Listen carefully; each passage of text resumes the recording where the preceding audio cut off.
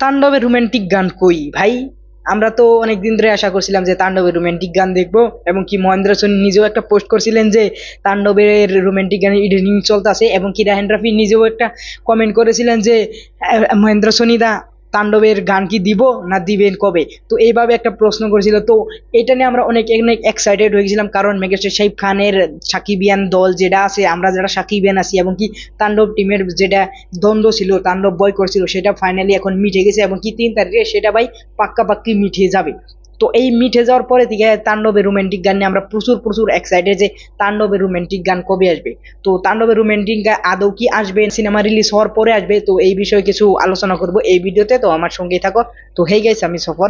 তো মেগাস্টার শাকিব খানের তাণ্ডব সিনেমা নিয়ে আমরা প্রথমে দিকে ভাই প্রচুর প্রচুর এক্সাইটেড ছিলাম, মধ্যে কিছুটা এক্সাইটেড আমাদের অনেকটাই কমে গেছে, এবং কি আমরা অনেকটা হতাশ হয়ে গেছিলাম, কারণ এখানে আরফান নিশোর একটা কেমিও ছিল যে মেগাস্টার শাকিব খানকে যে অপমান করে কথা বলছে, মেগাস্টার শাকিব খানকে একটা শোতে যেভাবে অপমান করছে, সাকিবিয়ানদের যেভাবে অপমান করছে, এবং কি সুড়ঙ্গ সিনেমার প্রমোশন করতে গিয়ে যেভাবে মেগাস্টার শাকিব খানকে অপমান করছে, ওই অপমান আমরা জীবনেও ভুলতে পারবো না। এবং কি আরফান নিশো যদি ক্ষমাও চায়, তাহলেও কিছু কিছু সাকিবিয়ানদের মন থেকে ভাই ওই কথাটা যাবে না, কিন্তু আরফান নিশো যদি ক্ষমা চায় তাহলে আমরা মাফ করে দিব।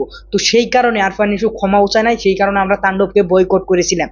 তাণ্ডবের বয়কট দেখে রাহেন রাফি বলেছিল যে এখানে আরফান নিশো থাকবে না, মেগাস্টার শাকিব খানের সিনেমা, যে এখানে মেগাস্টার শাকিব খান যেটা বলবে সেটাই আমরা করব। কিন্তু জবরদস্তি মেগাস্টার শাকিব খানকে না জানিয়ে তাণ্ডবের শুটিংটা ভাই করা হয়েছিল, যেটা কেমিও দিতে চেয়েছিল আরফান নিশো।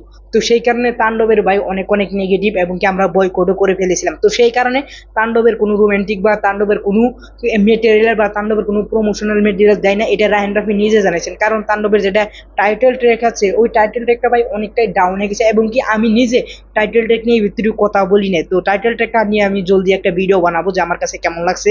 তো টাইটেল ট্র্যাক নিয়েও একটা ভিডিও বানাবো, কিন্তু ওইখানে গিয়ে ভাই তাণ্ডবের অনেকটাই ডাউনফল হয়ে গেছিল, এবং কি রোমান্টিক গান আসার কথা গিয়েও ভাই রোমান্টিক গান আসে নাই। তো ফাইনালি এখন রোমান্টিক গানের এডিটিং ভাই কমপ্লিট হয়ে গেছে, রাহেন রাফি নিজে কনফার্ম করছে, এবং কি গানটা অতি জলদি আসতে যাচ্ছে। তো গানটা আগামীকাল আসতে পারে, তো আগামীকাল 2 তারিখ, তো এই 2 তারিখে তাণ্ডবের রোমান্টিক গানটা আসতে পারে। তো এটা আমার ওপিনিয়ন, এবং কি এটা আমার গেস। তো এই গেসটা যদি সত্যি হয় তাহলে তো আমাদের জন্য অনেকটাই ভালো, এবং কি তাণ্ডবের রোমান্টিক গানের জন্য ভাই আমি প্রচুর এক্সাইটেড, কারণ এই গানের যেটা আমরা ফুটেজ লিক দেখতে পারছি, সেইখানে দেখে শাহিদ খান এবং কি সাবিলা নূরের কেমিস্ট্রি ভাই অনেকটাই আমাদের কাছে ভালো লাগছিল।